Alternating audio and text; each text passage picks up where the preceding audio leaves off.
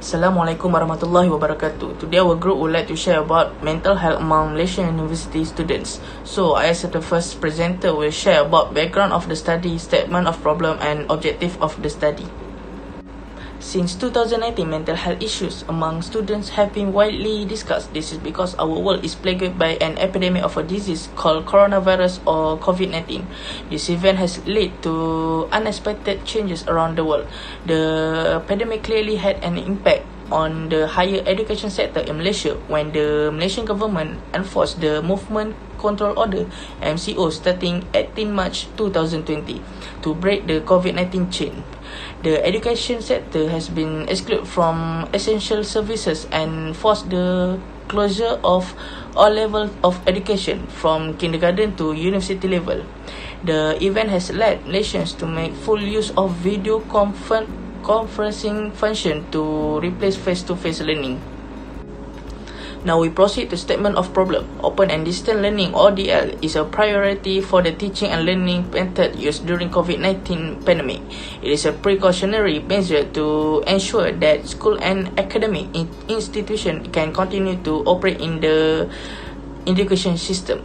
Nevertheless, there is a lack of research conduct on the implementation of ODL, particularly on how students access the technologies and method and online learning platform they prefer to use during ODL engagement. Stress and other mental health challenge pose major problem for most undergraduate and graduate students, and both their health and academic performance are negatively affected. Mental health has become increasingly serious and gaining world attention since the COVID-19 outbreak in 2019. COVID-19 has brought the world face to face with a new norm in the level of education. Students need to adapt themselves to online distance learning (ODL) through online platform. Finally, I will state three main objectives in this study. Among them is to study the cause of mental health problem among students. In addition, this study is to examine the effect of mental health experienced by different education level students. And the last one is to review the steps that should be taken so that students can avoid mental health problems. That's all from me. Next, I would like to invite Izznur Hakimi to continue the presentation. Thank you. Assalamualaikum. I will be talking about the first independent variables, that is the mental health based on university students. College students frequently experience mental health issues. This could be because attending college students coincides with a difficult time for many traditional and non-traditional undergraduate students. As a result, in addition to academic stress, these students may be faced with the difficulty of taking on additional adult-like obligations without having developed the skills and cognitive maturity of adulthood. According to the Malaysian Journal of Public Health Medicine in 2021, it stated that the depression has exhibited a very large effect on the gender of the students, and also stated that male students experience poor mental conditions compared to female students. This means that male students have suffered more than the female students. A theory by Fabio Porro in 2021 stated that mental health problems are very highly dominant among university students. However, the students' underlying factors are known very little. A research by Porta Casteras in 2019 informed that results in an article shown that the level of depression that they are experiencing are moderate level to severe level. Rani Tamanap in 2019 conducted a research among the students in a private college. The results showed that some students in their research are having from moderate to severe level of depression, anxiety, and also moderate severe of stress. And a research by Constance King in 2021 showed that there are 35% of students have depression, 27% anxiety, and 25% of high stress. This research was conducted in Germany. The next part, I will pass to the next presenter. Assalamualaikum warahmatullahi wabarakatuh. Now I will talk about construct 2, which is our second independent variable, which is mental health based on school students. In moving towards this current of global modernization, we cannot assume that mental health problems only occur in adults. In fact, mental health problems can also occur to young people, such as teenagers who are school students.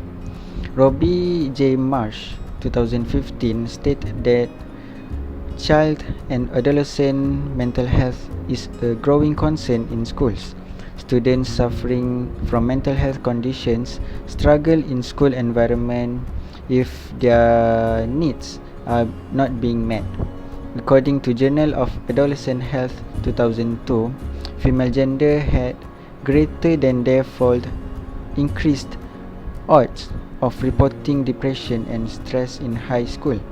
According to the BMC Public Health 2016, 29% in females and 19% in males was present of poor mental health. The prevalence differed from 19 to 39% across educational levels. After that, the fully anonymous survey was made available to high school students between 15 to 17 years old enrolled in the biomedical science program. The survey has been made for 30 days from 1st December to 30 December 2020.